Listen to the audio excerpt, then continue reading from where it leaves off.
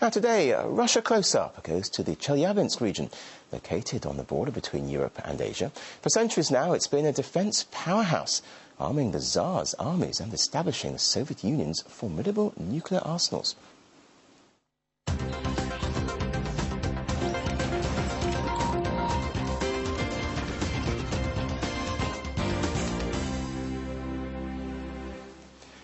Yes, but cold steel and nuclear weapons aren't the only contributions that the city has made. For decades now, it's been a manufacturing giant, producing everything from military watches to engraved metalworks. And as RT's Irina Golushka discovered, some of those heirlooms of the past are experiencing a comeback as collectors and the public turn to timeless classics. Time stands still in Zlatoust. Being at this time factory, ironically, is like being in a time warp. Hardly anything has changed here over the last 30 to 40 years. In fact, when I look around, it reminds me of some of the archived pictures of factories just like this one that I had seen back in my childhood. They were made in 1960s and 1970s. But despite the fact that modernization was somewhat slow in coming to Zlatoust Watch Factory, still people here continue to make some things which are being hunted by watch collectors the world over. You may have heard of these Russian divers' watches. They have been hogged by collectors worldwide for several decades now. But most can only get their hands on costly replicas, which have nothing to do with the originals. The real deal is being made right here, in the town of Zlatoust.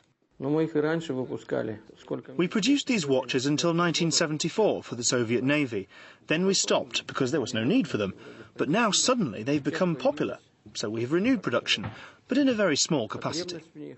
Now, these are the famous divers' watches which the Zlatoust watch plant is known for. Of course, there's nothing dainty about them. They're extremely heavy and, well, frankly, very bulky. So I don't think I could pull them off, but for any watch enthusiast out there who's into big things, this may just be the ultimate choice.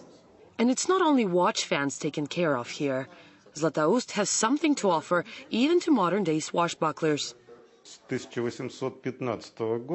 From 1815, Zlatoust was the center of cold arms production in the country. The town essentially supplied weapons to the entire Russian Imperial Army. These days, the town supplies cold steel weapons widely used by Russian special forces and military and state officials as state gifts and rewards for outstanding service. Our clients include the Army, Fleet, Russian Federal Security Service, and private collectors. Though cold steel weapons are more of a symbolic item now, rather than a functional one, they signify power and honor to this day. I think every officer should at least have a cutlass in his possession.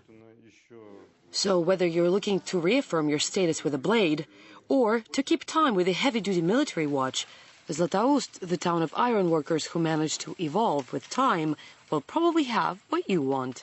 Irina Golushka, RT, Chelyabinsk region. Yes.